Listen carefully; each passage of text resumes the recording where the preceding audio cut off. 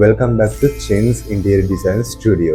ඉතින් අද අපි කතා කරන්න යන්නේ අභ්‍යන්තර ගෘහ නිර්මාණය කියන මේ විෂය ආරම්භ වෙන තැනනේ අපි ඉගෙන ගන්න තැන. ඒ කියන්නේ මට අනුව විශ්වවිද්‍යාලයෙන් තමයි මම මේ විෂය ධාරාව ඉගෙන ගන්න ආරම්භ කරේ. ඉතින් මේ විෂය ධාරාව ඇතුළතදී විශ්වවිද්‍යාලයක් ඇතුළතදී ශිෂ්‍ය විදියට අපි මුහුණ දෙන විශේෂ තැනක් තියෙනවා. ඕක තමයි ව්‍යාපෘති කියලා කියනවා. අපි ප්‍රොජෙක්ට්ස් කියලා කියනවා. ඒවදී අපි පාවිච්චි කරන තව නම් කීපයක් තියෙනවා. මේ ප්‍රොජෙක්ට් වලට අපි ක්‍රිට් කියලා කියනවා, ප්‍රසන්ටේෂන්, ඔය වගේ AIDP ප්‍රොජෙක්ට්ස්, ඔය වගේ නම් ගොඩක් පාවිච්චි කරනවා ඔය ප්‍රොජෙක්ට්ස් කියන එක. ඉතින් මොකද්ද මේ ප්‍රොජෙක්ට් එකක් කියලා කියන්නේ? විශ්වවිද්‍යාලයක් ඇතුළතදී අභ්‍යන්තර ගෘහ නිර්මාණ ඉගෙන ගන්න ශිෂ්‍යයෙක්ට මුහුණ දෙන්න සිද්ධ වෙනවා. මම මේ කතා කරන්නේ මගේ පර්ස්පෙක්ටිව් එකෙන්. අපි කැම්පස් එකට ගියාම අපිට දැන් අපි ප්‍රොජෙක්ට් කියන්නේ මොකක්ද, වට කොහොමද අපි ලෑස්ති වෙන්න ඕනේ, මොනවා ගැනත් අපිට අයිඩියා එකක් තිබුණේ නැහැ. ඉතින් ලකීලි අපිට හොඳ සීනියර් බැච් කීපයක් හම්බුණා.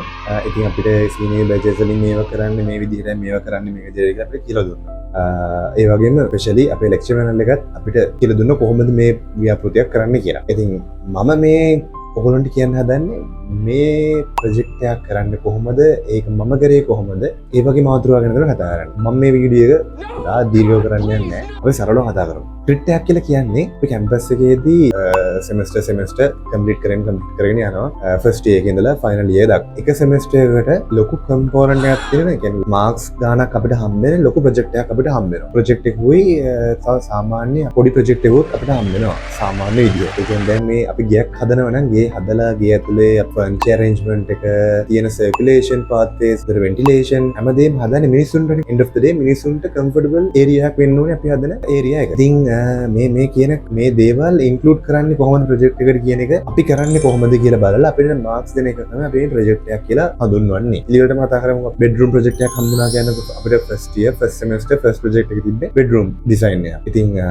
මේ බෙඩ්රූම් ප්‍රොජෙක්ට් එකට වර්ග අඩි ප්‍රමාණයක් තිබ්බා. අපි ගන්න ඕන ප්‍රමාණයක් අපි ඒ ප්‍රමාණය අරගෙන අපිට කන්සෙප්ට් එකක් ඩෙවලොප් කරලා මූඩ් බෝඩ් එකක් හදලා සමහරක් වෙලාවට ඒ දේවල් අපි කියන්නේ වැඩ කරන්න ආවට පස්සේ සමහරක් දේවල් අපි පාවිච්චි කරන්නේ අපේ ලේසියට පාවිච්චි අපි කෙටි මාර්ගෙන් යන්න try කරනවා. නමුත් මම මේ එක්ස්පීරියන්ස් කරලා තියෙනවා අපි ප්‍රොජෙක්ට් එකක් හරි පිළිවෙලට කරගෙන ගියොත් ඒකේ රිසල්ට් එක අන්තිමට බලනකොට මිනිමම් ලෙවල් එකක තියෙනවා. අර තනින් ප්‍රොජෙක්ට් එකක් කරගෙන යනකොට වඩා මම දන්න විදිහට ඕගොල්ලෝ ප්‍රොජෙක්ට් එකක් යුනිවර්සිටි එකේදී ප්‍රොජෙක්ට් එකක් හම්බුනාම ඒක හොඳට මුලින් ඉඳලම කරගෙන යන්න බලන්න. ඒ කියන්නේ ප්‍රොජෙක්ට් එකේ බෑග්ග්‍රවුන්ඩ් ස්ටඩි එකේ ඉඳලා හැමදේම ෆොටෝග්‍රැෆික් ඇනලිසිස් එක, ඒ හැමදේම මේ ෆොටෝග්‍රැෆි සර්වේ එක හැමදේම පිළිවෙලටම කරන්න. කරාම ඒ දේවලින් ගන්න තොරතුරු සෑහෙන වැදගත් වෙන ප්‍රොජෙක්ට් එකක් කරගෙන යද්දි. ඉතින් දැන් ඕගොල්ලන්ට ප්‍රොජෙක්ට් එකක් හම්බුණා කියලා හිතන ඕගොල්ලන්ට බෙඩ්රූම් ප්‍රොජෙක්ට් එකක් හම්බුණා. බෙඩ්රූම් ප්‍රොජෙක්ට් එක හම්බුනාට පස්සේ ඕගොල්ලෝ සයිට් එකට ගිහිල්ලා සයිට් එක විසිට් කරලා ඒවා ෆොටෝස් අරගෙන සයිට් එක මෙෂර් කරලා ඒ හැමදේම කරලා තමන් යුද්ධයට යන්න අවියායුධික ලෑස්ති කරගන්න. ඊට අවියායුධික ලොකු ලෑස්ති කරගත්තට පස්සේ තමයි යුද්ධයට යන්න පුළුවන් වෙන්නේ. එතන ඉතින් මේක යුද්ධයක් වගේ තමයි. යුද්ධයක් කියන්නේ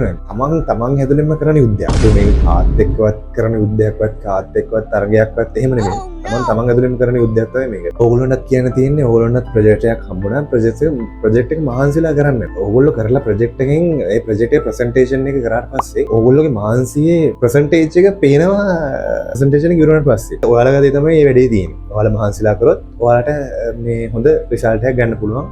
ෆස්ට් ඉයර් ෆස්ට් ප්‍රොජෙක්ට් එකේ ඉඳලා ෆයිනල් ඉයර් ෆයිනල් ප්‍රොජෙක්ට් එක දක්වා. ඒක තමයි ප්‍රොජෙක්ට්ස් ගැන කතා කරද්දී අපිට ඊට පස්සේ පිළිවෙලකට ડોකියුමන්ටේෂන් පාර්ට් එක කරන්න බලන්න. ඒ කියන්නේ බෑග්ග්‍රවුන්ඩ් ස්ටඩි එකේ ඉඳලා ඩීටේල්ස් කලෙක්ට් කරගෙන යද්දී ඔයගොල්ලෝ ඒ ඩීටේල්ස් හැමදේම එකතු කරගන්න. දැන් මම කරපු දේ මම කරපු පොඩි ටිප්ස් ගැන ඔයගොල්ලෝ ඒව ඔලුවට දාගන්න. ප්‍රොජෙක්ට්ස් ඔය යුනිවර්සිටි කාලේ ඔය වගේ දේවල් වල පොත් ගෙනිච්චේ නැහැ. CR පොත් ඒවා ගෙනිච්චේ නැහැ. පොත් ගෙනිච්චා මටම තේරුණා දැන් මේ පොත්තර ලියන එක ගැලපෙන්නේ නැති විදිහක්. ඒ කියන්නේ මට මේක මට මැනේජ් කරගන්න බෑ මේ පොත්වල ලියන එක. මේක එකමත් වෙන පිළිවෙලයි අර ඉතින් මම හිතාගත්තා හරි. එන සෙමෙස්ටර් එකට මොඩියුල්ස් කීයක් තියෙනවද කියලා මම දැන් අපිට මොඩියුල් ගයිඩ්ලයින් එකක් හම්බ වෙනවා. ගයිඩ්ලයින් එකේ තියෙනවා සබ්ජෙක්ට්ස් මෙච්චරක් තියෙනවා මේ සෙමෙස්ටර් එකට මෙච්චරක් තියෙනවා මේ සෙමෙස්ටර් එකට කියලා. ඉතින් මේ සබ්ජෙක්ට්ස් පිළිවෙලට මම ෆයිල්ස් සබ්ජෙක්ට්ස් 10ක් තියෙනවා නම් ෆයිල්ස් 10ක් ගත්තා. ෆයිල් 10ක් හදලා අපි කියමු අද යුනිවර්සිටි එකේ අද අපිට තියෙනවා බිල්ඩින් කන්ස්ට්‍රක්ෂන් එකේ මොඩියුල් එකක් තියෙනවා. ඊට පස්සේ ඉන්ටීරියර් ඩිසයින් මොඩියුල් එකක් තියෙනවා. මොඩියුල්ස් 3ක් 4ක් තියෙනවා. ওই ෆයිල් හතර අදාළ ෆයිල් හතරට ෆුල් ස්කේප් උත් දාලා තියෙනවා. ඉතින් ওই ෆයිල් හතර තමයි ගෙනියන්නේ. යුනිවර්සිටි ෆයිල් හතර ගෙනලා ෆයිල් එක ගන්නවා. කරගෙන කොලේ ලියනවා ෆයිල් එකට දානවා අමුණනවා.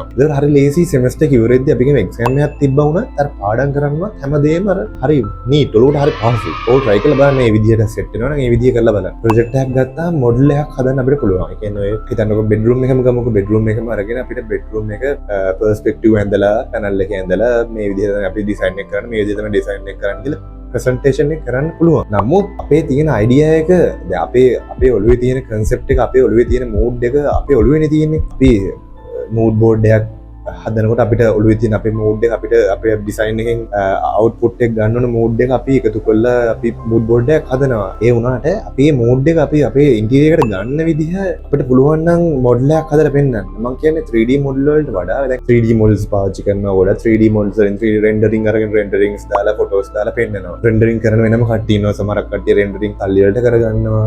මොඩල් එක සල්ලි වලට හදා ගන්නවා. කියන්නේ 3D මොඩල් එක මම කියන්නේ තමන් රවට්ට ගන්න එපා කියලා මට කියන්න තියෙනවා. මොකද ඉතර වෙලාව ඔයගොල්ලෝ වෙලාව මැනේජ් කරගන්න අනිවාර්යෙන් පුළුවන්. මුලින්දල් පටන් ගත්තොත් මැනේජ් කරගන්න පුළුවන්. වෙලාව නැහැ කියලා කියන එක නම් මට හිතෙන විදිහට ඒක තමන්ව රවට්ට ගන්න එක. මොකද හරියට වෙලාව මැනේජ් කරගන්න ඕන කරන්න පුළුවන්කම අනිවාර්යෙන් තියෙනවා. 3D මොඩල් ගැන කතා කරලා 3D මොඩල් එකක් කරන්න පුළුවන් නම් හොඳයි. තමන්ගේ තියෙන මූඩ් එක මේකේ පෙන්වන්න පුළුවන්කම තියෙනවා. ඒක ඕකේ. මොඩල් එකක් හදන්න පුළුවන් නම් තවත් එක ප්‍රැක්ටිකලි ඕකේ. හොඳ අවුට්පුට් එකක් ගන්න පුළුවන්. ඒ කියන්නේ මට කියන්න තියෙන්නේ හැම වෙලේම ක්‍රියේටිව් හිතලා හොඳ ප්‍රසන්ටේෂන් එකක් කරන්න. ඒ ඔළුව ඇතුලේ තියෙන දේ එළියට අරගෙන පෙන්වන්න try කරන්න. ඕක තමයි ප්‍රොජෙක්ට් එකේ කියන්න තියෙන්නේ. හැමෝටම මම සුබවතනෝ හොඳට වැඩ ටික කරගන්න කියලා. ඉතින් ජය වේවා. See you.